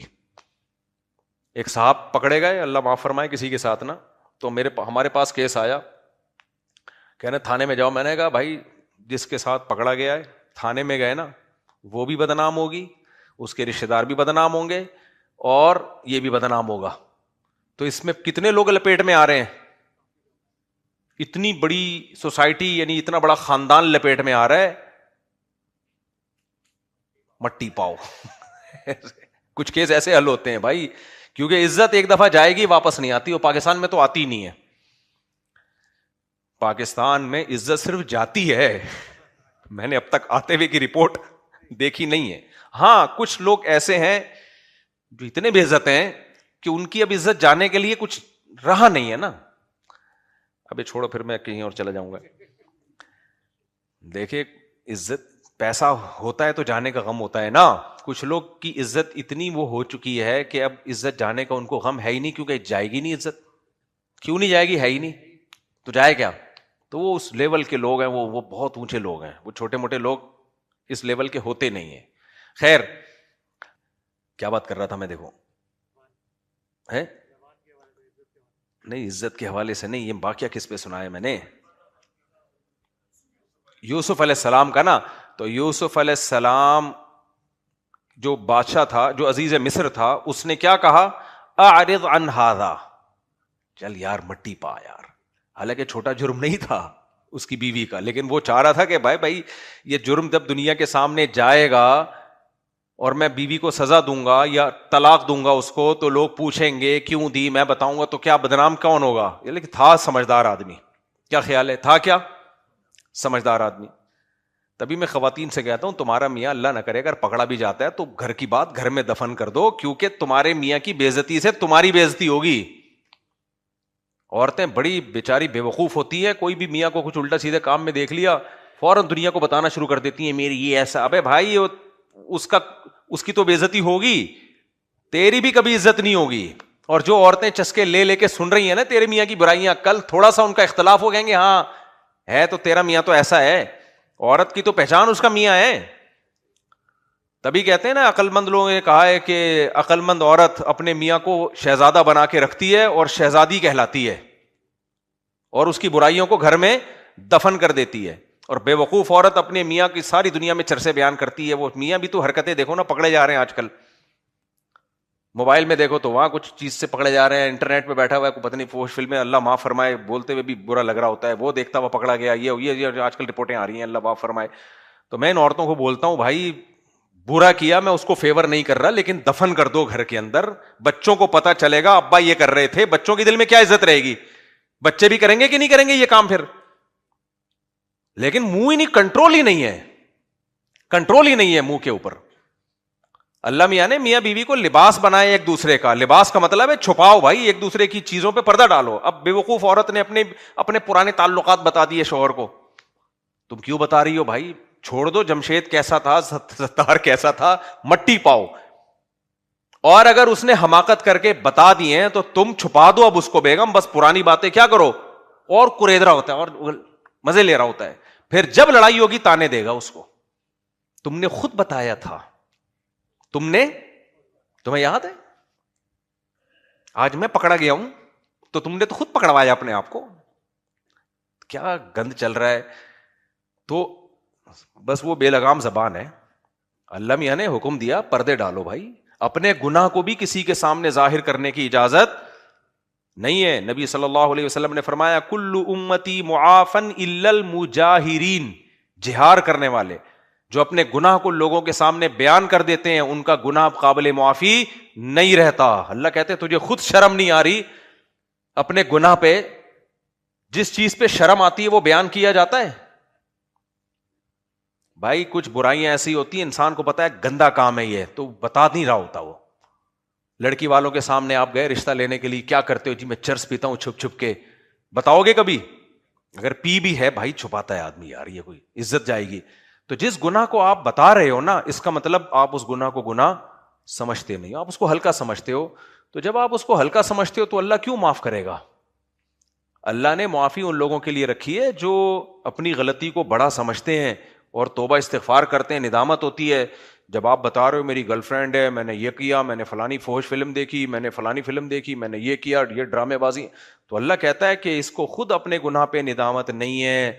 تو کل امتی معافن الا المجاہرین, جو جہار کرنے والے, لوگوں کے سامنے بتانے والے, اللہ کہتا ہے یہ قابل معافی نہیں ہے, یہ قابل معافی نہیں ہے. تو میں وہ مثال دے رہا تھا نا کہ چھپایا, ہاں, تو یوسف علیہ الصلوۃ والسلام نے بھی بیوی کو, ان کی جو عزیز مصر تھا, عقل مند آدمی معلوم ہوتا ہے, اس نے بیگم کو بولا مٹی پا بھائی, کیا کر دے. یہ نہیں کیا اس نے بلایا ہو, اس کے سسرال فون کیا, اپنے سسر کو دیکھ لیا اپنی بیٹی کی حرکتیں, پاکستانی ہوتا یہ کام کر رہا ہوتا, دیکھ لیا, اور وہ سالے اور سسر آستین چڑھا کے تگڑ تگڑ دوڑتے ہوئے آ رہے ہوتے. اور جو ہوتا ہے ہمارے یہاں سسرالوں کے جھگڑے پھر چلتے ہیں, تو پھر نتیجہ نکلتا بادشاہ کی 2 ٹکے کی حیثیت اگلے الیکشن میں جیتنا نہیں تھا اس نے. ویسے تو الیکشن نہیں ہوتے تھے, وہاں سلیکشن ہی ہوتی تھی, خیر جیسے ہمارے استغفر اللہ, تو وہ نہیں آنا تھا اس نے, ٹھیک ہے نا. دوبارہ ایک تو میں پتہ نہیں منہ سے کیوں ایسی غلط غلط باتیں نکل جاتی ہیں, یعنی صحیح صحیح یعنی غلط غلط, ٹھیک ہے نا. اچھا خیر, تو اب کیا ہوا, لیکن بات کیا ہو گئی, لیک آؤٹ. بادشاہ کا آرڈر تھا, عزیز مصر بھی بادشاہ کا نائب ہوتا تھا, تو اس کا آرڈر کیا ہلکا آرڈر ہے. اور اس نے اپنی بیوی سے کیا کہا, اچھا بیوی کو ڈانٹ بھی نہیں رہا زیادہ, بھائی ڈانٹوں گا آگے سے وہ جواب دے گی, پھڈا شروع, جہاں پھڈا ہوا بات مارکیٹ میں پھیل جائے گی. اس لیے اس نے اپنی بیوی سے وہ بات کہی جو مولوی لوگ کہہ رہے ہوتے ہیں, حالانکہ وہ مولوی نہیں تھا, نہ مسلمان بھی نہیں تھا. کہنے لگا وَاسْتَغْفِرِي لِذَنْبِكِ, اپنے گناہ پہ استغفار کر لے. جو بھی ان لوگوں کا, جس کو بھی بھگوان مانتے ہوں گے, جو بھی ان کا خدا ہو, جو انہوں نے تصور کیا ہوا ہوگا, یا ہو سکتا ہے اللہ کو مانتے ہوں شرک بھی کرتے ہوں, کہ کیا کر, کیونکہ یہ زنا جو ہے نا, زنا تمام دینوں میں, تمام تہذیبوں میں حرام رہا ہے. ہم جب ہدایہ پڑھتے ہیں نا, 700 سال پہلے کی کتاب ہے ہدایہ, تو اسلامی قانون ہے, اس میں لکھا ہوا ہے کہ فَإِنَّ الزِّنَا حَرَامٌ فِي الْأَدْيَانِ كُلِّهَا. اس وقت دنیا میں کسی قوم میں بھی نا زنا لیگل نہیں تھا, یہ یورپ نے آ کے لیگل کیا اس کو, اور یہ نظریہ ضرورت کے تحت لیگل نہیں کیا. جب مذہب سے پیچھے ہٹے تو حیوانیت آ گئی سوسائٹی میں, جب حیوانیت آ گئی تو ایکسیپٹ کرنا پڑا اس کو, کیونکہ مذہب روک سکتا ہے, مذہب کو نکال دیا تو اب درندگی, جو کام جانور کرتے ہیں فزیکل ریلیشن, تو وہ کام انسانوں میں آ گیا, مجبور ہو گئے, اب روک نہیں سکتے. شراب بھی آ گئی, جوا بھی آ گیا, زنا بھی آ گیا, خنزیر بھی آ گیا. پہلے گورے تھوڑی خنزیر کھایا کرتے تھے, اب ساری چیزوں کو انہوں نے لیگل کر کے, یہاں تک کہ پھر وہ مردوں سے بدفعلی بھی آ گئی تو اس کو بھی لیگل, سب کچھ کیا ہو گیا ان کے ہاں لیگل. وہی غلاظت, گندگی, پلیدی اور ناپاکی کو لیگل کر کے تہذیب کا لیبل لگا دیا کہ ہر انسان آزاد ہے. تو یہ ایسے نہیں ہوا کہ کچھ ان کے ماہرین بیٹھ کر انہوں نے لیگل کیا ہو, بلکہ جب اللہ کا تصور نکلا تو برائیاں خود بخود آتی ہیں سوسائٹی میں. تو جاوید اختر صاحب کو کوئی ہمارا پیغام پہنچا دے کہ خدا کا جو انکار ہے نا, اس سے جو اخلاقی جرائم جنم لیتے ہیں, وہ بہت سنگین نوعیت کے ہوتے ہیں, اور لوگ اس جرم کو جرم کہنا بھی چھوڑ دیتے ہیں, جرم کہتے بھی نہیں ہیں. ایسے ایسے جرائم ہوتے ہیں. تو مذہب ہے جو روکتا ہے انسان کو. خیر, تو میں یہ کر رہا تھا یوسف علیہ السلام کی نے کتنی, وہ ان کے جو عزیز مصر تھا اس نے کتنی پابندیاں لگائی ہوں گی, بات آگے نہ جائے, تو بھی توبہ استغفار کر, بس ہو جاتا ہے, انسان ہے, تو بھی انسان کی بچی, میں بھی انسان کا بچہ ہوں, بس آفیشلی روکا ہوگا نا. چند دنوں میں پورے مصر میں خبر پھیل گئی تھی. وقال نسوۃ فی المدینۃ امرأۃ العزیز تراود فتاها عن نفسی. مدینہ یعنی شہر کی عورتیں کہ تقریباً سبھی کی زبان پہ یہ تھا, بے بھائی تمہیں پتہ ہے بہن کیا چل رہا ہے مارکیٹ میں؟ ہاں بھائی بتا، وہ فوراً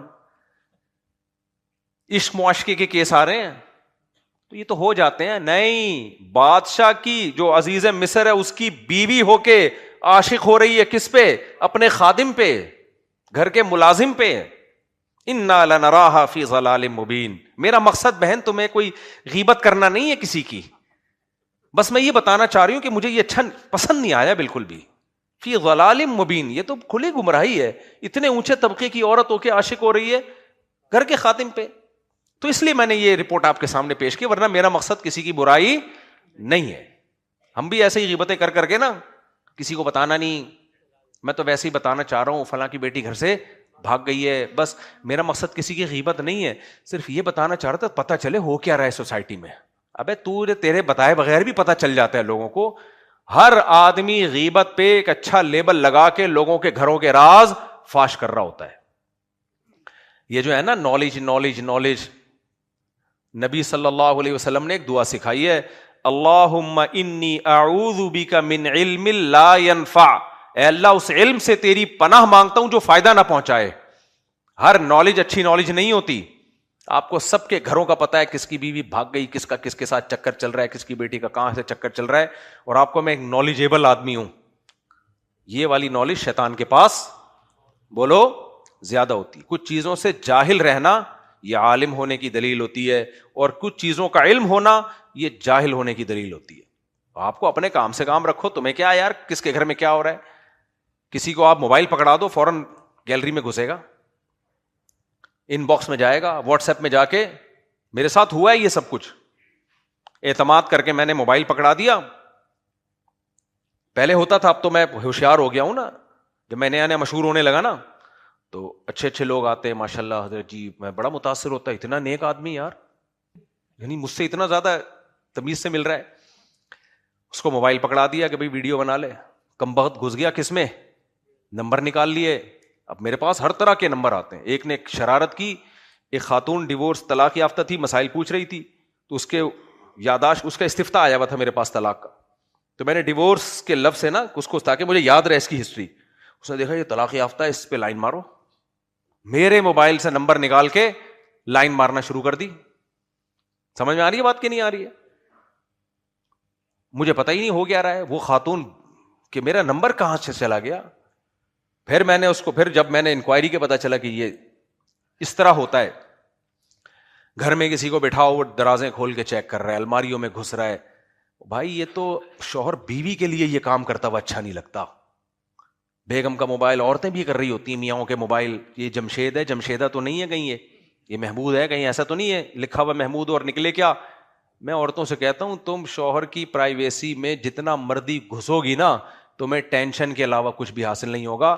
شوہر کے پاس تمہیں بے وقوف بنانے کے اتنے راستے ہیں، اتنے راستے ہیں. کیونکہ گھر سے جو گھر میں ہوتا ہے اس کی نگرانی ہو سکتی ہے، جو گھر سے باہر ہے اس کی کون نگرانی کرے گا. لیکن نہیں، ایک ہے کچھ نہ کچھ.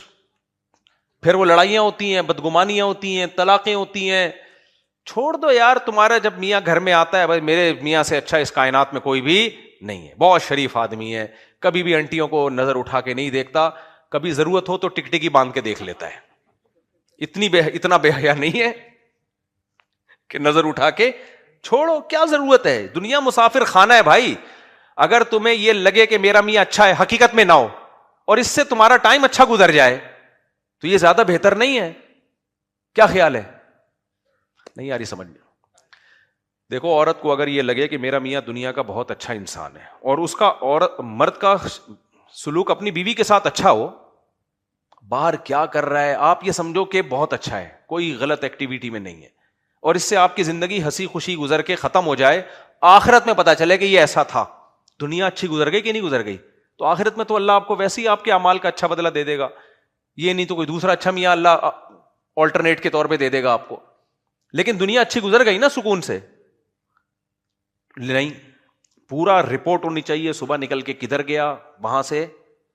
اب میں دیکھ رہا ہوں جو میاں نے، ایک بات خوب سمجھ لو، میں تم لوگ کو خراب کرنا مقصد نہیں ہے، جب شادی ہوا کرے نا بیگم کو شروع میں بتا دو کہ ریموٹ کنٹرول کی طرح مجھے کنٹرول کرنے کی کوشش مت کرنا. جن لوگوں نے شروع میں شریف شرفا بننے کی کوشش کی کچھ لوگ ایسے نیک شریف شرفا ہوتے ہیں, جب شادی ہو گئی بیگم صبح جا رہے ہیں, بیگم پوچھتی ہے, دلہن پوچھتی ہے کہاں جا رہے ہیں, بیگم آفس ٹائم ہو رہا ہے, تو آج تو چھٹی تھی آپ کی, چھٹی نہیں تھی لی آپ نے, نہیں میں اصل میں فوج میں ہوں یا کسی ایسے ادارے میں ہوں, میں چھٹی نہیں کر سکتا, یا میری ڈیوٹی بہت سخت ہے, کمپنی نے مجھے جو چھٹیاں دی تھیں پورے سال میں وہ لے چکا ہوں, تمہارے ابا نے شادی ڈیلے کی تھی, پوری نا رپورٹیں پیش کرنا شروع کر دے گا. بیگم کہتی یہ ہوتا ہے میاں, میں نے ایک سوال پوچھا, پورے تھیسس اس نے میرے سامنے رکھ دیے. پھر آپ صبح جا رہے ہیں, پوچھ رہی ہے آج لیٹ ہو گئے آدھا گھنٹہ, بیگم وہ اصل میں ٹریفک میں بہت پھنس گیا تھا. بیگم کہے گی کتنا اچھا میاں ہے, اچھا ویڈیو بنا کے بھیجیں ٹریفک میں پھنسے ہوئے ہیں آپ نے, آپ کیونکہ آپ کیا ہیں فیئر ہیں, منافقت آپ کے قریب سے بھی نہیں گزری. بے وقوف ہے بھائی, یہ تو بے وقوف ہے. ابھی ہوتا کیا ایسے لوگوں کے ساتھ, آپ فیئر ہیں, آپ نے ویڈیو بنا کے بھیج دی, دیکھو ٹریفک میں پھنسا ہوا ہوں. بیگم کو اعتماد آ گیا, میرا میاں جھوٹ کبھی نہیں بولتا, ماشاءاللہ ایسا میاں ہوتا ہے.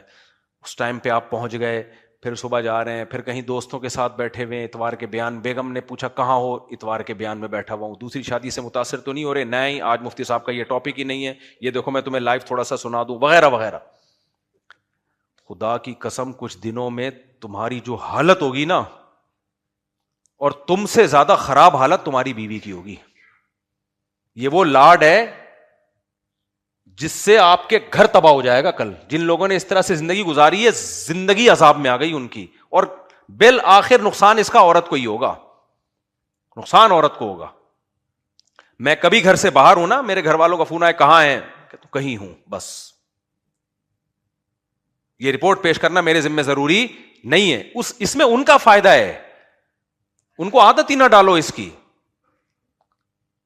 20 جگہ ہوتی ہیں جہاں انسان پھنسا ہوا ہوتا ہے, نہیں جا سکتا ٹائم پہ. ہمارے ابھی ہم پنجاب سے آ رہے تھے, فلائٹ لیٹ, اب دھن کی وجہ سے فلائٹوں پہ فلائٹیں لیٹ ہوئے جا رہی ہیں. 5 گھنٹے لاہور ایئرپورٹ پہ بیٹھے رہے, پھر لیٹ, پینسل ہی ہو گئی اگلے دن. اب وہ کیا بولوں گا, کسی کے گھر کی باتیں نہیں کرنی چاہیے. تو ہمارے ایک ریلیٹو تھے, ان کی بیگم کا فون آیا, وہ یقین ہی نہیں کر رہی کہ فلائٹ کینسل ہوئی ہے, وہ یقین ہی نہیں کر رہی کہ, وہ کہہ رہی ہے ٹوپی کرا رہے ہو. صحیح ہے نا. ایک اور ہمارے دوست ہیں, کسی کو نہیں پتا چلے گا کس کی بات ہو رہی ہے, وہ بےچارے ان کی عمر ہو گئی ہے 60 سال کے ہو گئے, وہ کہہ رہے ہیں یار ایسا ریموٹ کنٹرول کی طرح میں نے شروع میں بس کنٹرول میں آ گیا, تو اب میری تو زندگی عذاب بن گئی ہے, کہیں نہیں جا سکتا, کہیں نہیں بیٹھ سکتا, بہنوں کے پاس تک نہیں بیٹھ سکتے. اس میں پھر لڑائیاں ہوگی, نقصان اس میں عورت کو ہی ہے. بھائی بیگم کو بتاؤ, بیگم رخصتی تمہاری ہوئی ہے, میری نہیں ہوئی ہے. تم آئی ہو وہاں سے ہجرت کر کے, یہاں باؤنڈ ہوئی ہو. میں تو جیسا جمشید تھا ویسے کا ویسا ہی جمشید ہوں. میں صرف اتنا باؤنڈ ہوا ہوں کہ تمہارے حقوق ادا کروں گا, نان نفقہ, اور تمہیں پراپر ٹائم دوں گا. اب کون سا ٹائم دوں, یہ کوئی آفس نہیں ہے کہ 8 بجے آنا ہے اور شام کو 8 بجے نکلنا ہے میں نے, یا جہاں بیٹھا رہا ہوں میں تمہیں بتا. اتنا تو فوج میں فوجی نہیں بتا رہے ہوتے اپنے آفیسر کو کہ کس وقت کہاں بیٹھا ہوں میں. تو اس سے زندگی آپ بھی, یہ شروع میں یہ لوگ کر لیتے ہیں یہ, پھر اس کے بعد آپ بھی ڈپریشن میں, گھر میں لڑائیاں ہوتی ہیں, اور بالآخر نقصان اس کا عورت ہی کو ہوتا ہے. تو اتنا لاڈ شروع میں مت دو کہ افورڈ کرنا مشکل ہو جائے اس کو. بیگم کو سمجھا دو, بیگم میں کوئی غلط ایکٹیویٹی میں نہیں ہوں, میرے کسی سے کوئی تعلقات نہیں ہے, لیکن گھر پہ میں, اور رات کو جلدی گھر پہ آیا کرو. ایک آدھ دفعہ کبھی لیٹ ہو جاتا ہے, شریف آدمی رات کو کہاں ہوتا ہے, گھر پہ ہوتا ہے. یہ شروع سے روٹین بناؤ, شروع سے. کبھی لیٹ ہو گئے تو بھائی مجھے آج کام ہے, میں دیر سے آؤں گا, بس اتنا کافی ہے. میں وہاں بیٹھا ہوا ہوں, میں ادھر بیٹھا ہوا ہوں, میں یہ کھا رہا ہوں, میں وہ کھا رہا ہوں. اس سے کبھی کبھار تو ٹھیک ہے, لیکن یہ زندگی عذاب بنتی ہے اس سے. اور جن گھروں میں, مجھے لوگ بولتے تھے یہ کون سا طریقہ ہے یار, اچھا اس سے شروع میں جھگڑا ہوگا, آپ گھر سے باہر ہو, بیگم پوچھ رہی کہاں, کہیں, جواب میں کیا ہوں, کہیں. شروع میں لڑائی ہوگی اس سے, پھر ہمیشہ کے لیے سکون ہو جائے گا. شروع میں لڑائی ہوتی ہے اس سے, کیوں بتا کیوں نہیں رہے, بتا کیوں نہیں رہے. میں نے کہا میں بھائی میں اس لیے نہیں بتا رہا کہ میں چاند پہ پہنچا ہوا ہوں اس وقت, میں لوکیشن نہیں شیئر کر سکتا, حالانکہ میں کہیں نہیں بیٹھا ہوتا, میں ہو سکتا ہے ادھر ہی گائے کے پاس بیٹھا ہوا ہوں. لیکن عادت کیوں بنائے بھائی ہم اس کی, ہر وقت اپنے ماں باپ کو نہیں رپورٹ پیش کی جا سکتی, ہر وقت آدمی دماغ وہ ہو جاتا ہے اس سے. تو جب بڑا ہو جاتا ہے آدمی, بچے تو ٹھیک ہے, بچوں پہ تو کیئر ہونی چاہیے, اب تو بڑے ہو گئے نا, جب شادی تو جب بڑے ہوئے تبھی تو ہوئی ہے نا شادی. اب لوگ زیادہ اچھا بننے کے چکر میں ایک ایک چیز کی رپورٹ بیگم کو پیش کر رہے ہیں, پھر آمدنیں بھی پوری بتا رہے ہوتے ہیں اس کو. لوگوں نے بہت نیک بن بن کے ایسا کیا, پوری تنخواہ لا کے بیگم کو پکڑا دی کہ ٹوٹل میری آمدن یہ ہے. اب پھر پورے مہینے بیگم سے بھیک مانگتے رہتے ہیں, وہ پان گٹکے کے پیسے دے دو, یہ دے دو. نتیجہ کیا نکلتا ہے؟ نہ وہ کہیں صدقہ کر سکتے ہیں, نہ بزنس میں آگے سوچ سکتے ہیں. اب کوئی بہت ہی نیک شریف بیگم, نیک تو ہونا الگ بات ہے, لیکن اتنا کسی کا دماغ ہو, وہ 100 میں کوئی ایک خاتون ایسی ہو سکتی ہے جو پھر آپ کا ساتھ دے, ورنہ تو بھائی بڑے مسائل ہو جاتے ہیں اس سے. آج ہی کی بات ہے, ایک صاحب آئے کہنے لگے میرے بیگم میں نے گھر بنایا, میری بیگم کہہ رہی میرے نام کر دو. آج ہی کی بات ہے. تو آپ سے مشورہ ہے میں کر دوں. میں نے کہا کیوں کہہ رہی ہے؟ کوئی آپ کے بارے میں ریپوٹیشن خراب ہے کہ کوئی بعض دفعہ مرد نان نفقہ نہیں دے رہا ہوتا, خطرہ ہوتا ہے کہ گھر بیچ باچ کے چرس میں اڑا دے گا. وہاں تو ہم بھی مشورہ دیتے ہیں بھائی بیگم کے نام کر دو, ہم بھی دباؤ ڈالتے ہیں تاکہ وہ تو تمہارے مرنے کے بعد سہولت زندگی گزارے نا. ہمیں پتہ ہے یہ اڑا دے گا عیاشی میں, شراب کباب میں اڑا دے گا, ایسے میں تو ٹھیک ہے. لیکن پڑھا لکھا آدمی ہے, نارمل آدمی ہے, بچوں کا خرچہ اٹھا رہا ہے. اب وہ کہنے لگے مجھے بہت دباؤ ہے, میرے بچے بھی بہت دباؤ ڈال رہے ہیں کہ گھر میں بیگم کے نام کر دوں, اور میری بیگم بھی بہت دباؤ ڈال رہی ہے کہ گھر کس کے نام کر دو, میرے نام کر دو. میں نے پوچھا کوئی نان نفقے میں پرابلم؟ کہہ رہے نہیں کوئی شکایت نہیں ہے. تو میں نے کہا پھر کیوں؟ کہہ رہے بس وہ کہہ رہی ہے کہ آپ کو مجھ سے محبت نہیں ہے, کیا ہم پہ اعتماد نہیں ہے. میں نے کہا عجیب بات ہے. میں نے کہا 1 لاکھ روپے دے دو. کہتے ہیں کیوں؟ پوچھو گے نا آپ کیوں, کیا آپ کو مجھ پہ اعتماد نہیں ہے؟ میں نے کہا بھائی یہ حماقت نہیں کرنا, آپ کے مرنے کے بعد وہ آپ کے بیوی بچوں ہی کا ہے, اور آپ کی صحت سے بھی لگ رہا ہے کہ آپ کے مرنے کا چانس. ان کو میں نے کہا نہیں, دل چاہ رہا تھا کہنے کا. تو یہ بات ہی غلط ہے بھائی آپ کے مرنے کے بعد جائے گا نا. اگر اللہ نہ کرے بیگم پہلے مر گئی تو وہ تو ویسے ہی دینے کا فائدہ ہی نہیں ہے پھر. تو خام خواہ کی نا نیک بننے کی نا ایکسٹرا آرڈینری جو نیک بننے کی کوشش کرتے ہیں, ہر چیز میں شریعت نے بیلنس کا حکم دیا ہے. کس کا؟ اعتدال. ہر چیز میں اعتدال ہے بھائی.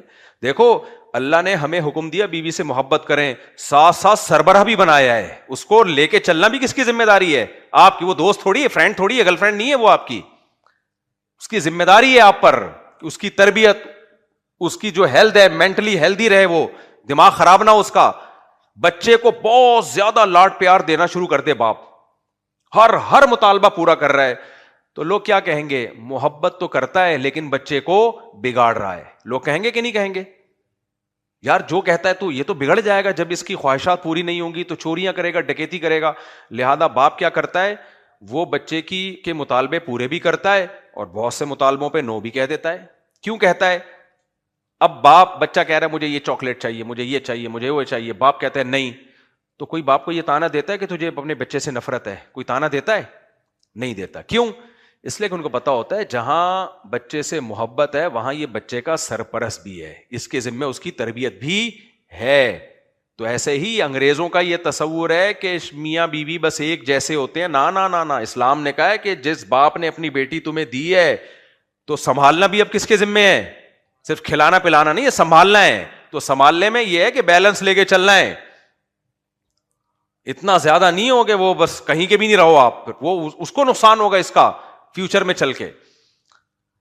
وہ ایسا کنٹرولنگ سسٹم آ جائے گا نا کہ بس گئے کام سے آپ, اسی کا نقصان ہے کل جا کے اس کا. تو خیر میں بتا رہا تھا کہ وہ جو یوسف علیہ السلام کی خبر مصر میں پھیلی, ایک دم اسپیڈ کے ساتھ پھیلتی چلی گئی. اس سے کیا سبق ملتا ہے ہمیں؟ مثبت چیزیں کم پھیلتی ہیں, منفی چیزیں زیادہ پھیلتی ہیں. لیکن سورہ حجرات میں اللہ نے ہمیں کیا کہا ہے, اور قرآن میں دوسرے مقامات پر, مثبت چیزوں کو زیادہ پھیلاؤ, منفی چیزوں کو بالکل بھی نہ پھیلاؤ. تو ہم تو بالکل الٹا چل رہے ہیں کہ نہیں چل رہے؟ عبداللہ بن مسعود کے پاس 4 گواہ آئے کہ ہم نے فلاں کو زنا کرتے ہوئے دیکھا ہے, حالانکہ ان کے لیے گواہی دینا جائز تھا. عبداللہ بن مسعود نے فرمایا کہ یعنی جس کا مفہوم میں اپنے الفاظ میں بتا رہا ہوں کہ کاش تم اس کو ذلیل نہ کرتے. تو صحابہ کرام کبھی بھی کسی کی برائی کی خبر سن کے خوش نہیں ہوتے تھے. حتیٰ کہ نبی کے پاس جو خاتون آئی نا کہ مجھ سے زنا ہو گیا ہے, تو نبی کو بھی خوشی نہیں ہوئی تھی. نبی نے چہرہ پھیر لیا, اپنا چہرہ پھیر لیا. پھر وہ دوسری مجلس میں دوبارہ آئی, پھر آپ نے چہرہ پھیرا اپنا. پھر تیسری مجلس میں دوبارہ آئیں, پھر چہرہ پھیرا آپ نے اپنا. ہماری کیا حیثیت, ہماری کیا ہے, کوئی آ کے اپنی برائی بتا رہا ہو, ایک دم لڈو پھوٹنا شروع, ابے اب اس کے خفیہ راز ہمارے سامنے آنے والے. ہم جب پڑھتے تھے نا تو مجھے یاد ہے 4-5 بندے بیٹھے ہوئے تھے, اسکول کا واقعہ ہے, تو ایک لڑکے کے منہ سے کچھ اپنی نکل گیا, کوئی اس نے کوئی برائی کی ہوگی, اس زمانے کی کیا برائی ہوتی تھی, کوئی تھوڑی سی وہ بھی دیکھ لیتا تھا نا, کسی کی تصویر شیمپو کی بوتل پہ کسی خاتون کی, اس کے لیے وہ بھی اس پہ بھی عاشق ہو جاتا تھا. تو کہیں اس نے اپنی کوئی برائی بیان کی ہوگی تھوڑی سی, تو مجھے یاد ہے ہماری کلاس میں ایک لڑکا اس کے پیچھے پڑ گیا, یار پورا بتاؤ واقعہ ہوا کیا ہے. ہم لوگ تو پیچھے ہٹ گئے, ہم نے کہا چھوڑو یار اس کا ذاتی ہے. وہ پیچھے پڑ گیا, بتاؤ, اس کو اگل رہا ہے. میں نے اس کو جا کے بولا, میں نے کہا بھائی تو کیوں بتا رہے, اب جو ہوا بٹی پا یار, وہ کیوں اگل رہا ہے, تاکہ اس کی کمزوری مجھے پتا چل جائے. دیکھو انسان اگر نیوٹرل ہو کے سوچے نا, اپنے بارے میں 2 منٹ میں فیصلہ کر سکتا ہے میں اچھا آدمی ہوں یا برا آدمی. یہ کوئی زیادہ ڈیفیکلٹ کام نہیں, اندر سے میں اچھا ہوں یا برا. کسی کی برائی سن کے خوشی ہو رہی ہے نا, اور دل چاہ رہا ہے اور اگل, سمجھ لو اندر سے کیا ہو, برے ہو. اور کسی کی برائی سن کے تکلیف ہو رہی ہے. مجھے یاد ہے ہم اپنے شیخ کے ساتھ بیٹھے ہوئے تھے, حضرت کے ساتھ, کسی نے آ کے کسی مولانا کی برائیاں کرنا شروع کر دیں, وہ اٹھ کے ہی چلے گئے. تو ہمیں نہیں پتا چلا یہ کس سلسلے میں گئے ہیں. پھر ان کے کسی بہت ہی کلوز خادم نے بتایا کہ ان کو برا لگا ہے کہ یار اچھا بھلی مجلس چل رہی تھی, آ کے کیا گند ڈالنا اس میں شروع کر دیا. اور اس غیبت کی ضرورت بھی نہیں تھی, کوئی ضرورت ہو تو ایک الگ بات ہے. ہم نے علماء سے سنا ہے کہ جو آدمی برائی کرتا ہے اس کی مثال ایسے ہے, یعنی جو گناہ کرتا ہے اس کی مثال ایسے ہے جیسے بیچ سڑک میں کسی نے پہانا کر دیا, یہ بھی غلط ہے. اور جو اس برائی کے چرچے کر کے پھیلاتا ہے وہ ایسے جیسے ڈنڈی سے لے کے اس کو پوری سڑک کو کیا کر رہا ہے, خراب کر رہا ہے. تو زیادہ برا کون ہوا, پہلا یا دوسرا ہوا. تو اس لیے میرے بھائی ہمیں ایک چیز کی ضرورت ہے, منفی سوچ کو کیا کر دیں, ختم. ہم سب بہت زیادہ منفی سوچتے ہیں ہر سطح پہ. اچھا منفی جو باتیں کرے گا وہ چلتا بھی بہت ہے, یہ سب ایسے ہیں, یہ سب ہے. حکمرانوں میں بھی سارے برے نہیں ہوتے, یہ بھی ذہن میں رکھو. جب تک ریلیشن ہمارا نہیں تھا نا, ہم بھی سمجھتے تھے سارے 2 نمبر ہیں, لیکن ہمیں ایسے ایسے خاندانی لوگ ان میں ملے ہیں, ایسے خاندانی لوگ ملے ہیں آفیسرز میں, 18 گریڈ 20 گریڈ کے آفیسرز میں. میں نے کہا یار یہ تو ہم سے زیادہ نیک ہیں. یہ تو سارے کہیں بھی برے نہیں ہوتے میرے بھائی, اور ہر چیز ہمارے خلاف سازش بھی نہیں ہوتی. سارے کام امریکہ کے بھی برے نہیں ہوتے.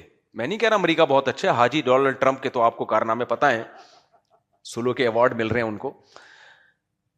لیکن ہر چیز میں نیگیٹو سوچنا کہ وہ جو یہ کر رہا ہے تو اس کا مقصد یہ ہے, حالانکہ اس کا مقصد نہیں ہوتا. بعض دفعہ وہ کر رہا ہوتا ہے, چلو یار انگریز بھی انسانیت کی خدمت کر لیتے ہیں, کافر بھی کر لیتے ہیں.